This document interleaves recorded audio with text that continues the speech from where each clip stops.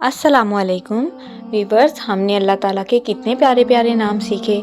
आज अल्लाह ताला के 99 नेम्स की सीरीज़ में हम 20 एपिसोड को शुरू करने जा रहे हैं, जिसमें हम सीखेंगे अल्लाह ताला का नाम अल-काबिज़। तो क्या कभी आपने महसूस किया है कि कभी हमारा दिल बहुत खुश होता है, सब कुछ आसान लगता है, और कभी ऐसा लगता है जैसे दिल छोटा सा हो गया हो, कुछ भी अच्छा नहीं लगता। कभी चीज़ें हमारे पास बहुत ज़्यादा होती हैं और कभी अचानक कम हो जाती हैं। ये सब इत्तेफाक नहीं है, ये सब अल्लाह अल-काबिज़ की वजह से है। वही जो चाहे तो रोक ले, चाहे तो दिल या रिज़्क़ को थोड़ा सा तंग कर दे, ताकि हम बेहतर इंसान बने। अल-काबिज़ का मतलब है सब कुछ अपने कब्जे में रखने वाला, जो चाहे तो थोड़ा कर दे या रोक दे, ताकि हम सब्र और शुक्र सीखें।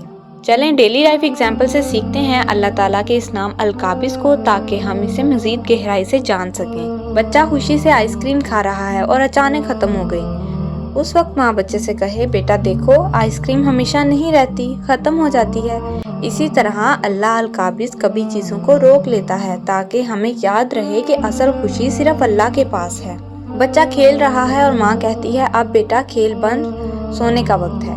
बच्चा जिद करता है तो माँ कहे, जैसे अभी खेल रोकना ज़रूरी है, वैसे ही अल्लाह अल-काबिज़ कभी हमारे दिल या चीज़ें रोक देता है, ताकि हम सीखें और सब्र करें। लाइट चली गई या नेट बंद हो गया और कार्टून रुक गए तो बच्चा जिद करता है। माँ उस वक्त बच्चे को समझाए, बेटा कभी कभी अल्लाह अल-काबिज़ खुशी की चीज़ रोक देता है, ताकि हम शुक्र करना सीखें। जब हमें दोबारा मिलेगी तो हमें बहुत ज़्यादा खुशी होगी, इसलिए चीज़ों का छिन जाना ज़रूरी है, ताकि हमें वो जब दोबारा मिले तो हम उस खुशी को महसूस कर सकें। और चीज़ों की कदर भी तब ही होती है जब हमसे चीज़ें छिन जाती हैं।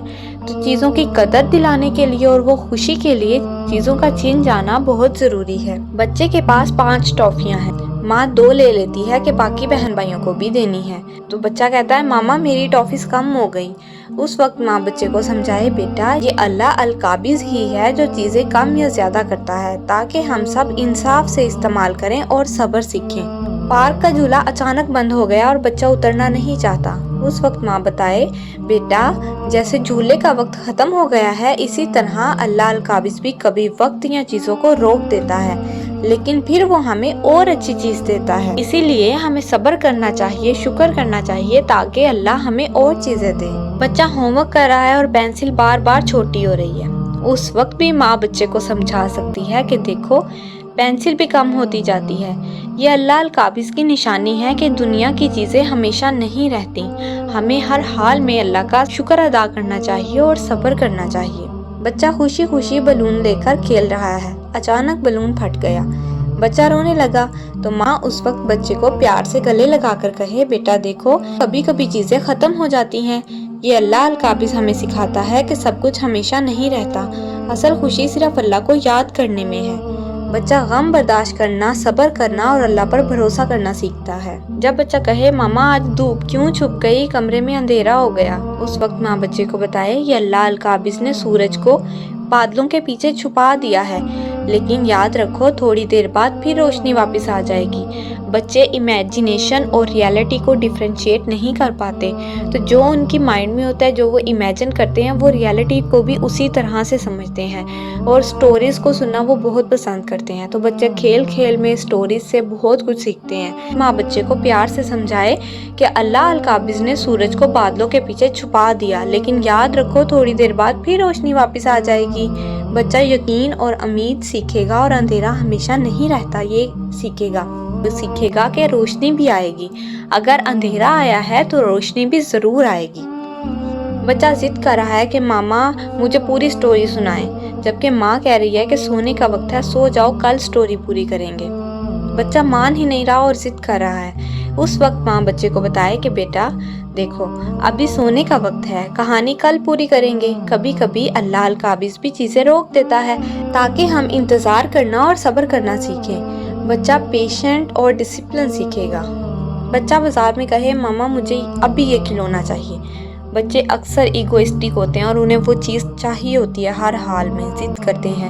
اس وقت ماں بچے کو پیار سے کہے، بیٹا ابھی نہیں، کبھی اللہ القابض بھی ہمیں سب چیزیں فوراً نہیں دیتا تاکہ ہم شکر اور صبر کرنا سیکھیں، اور پھر جب وہ دیتا ہے تو ہمیں اور خوشی ملتی ہے۔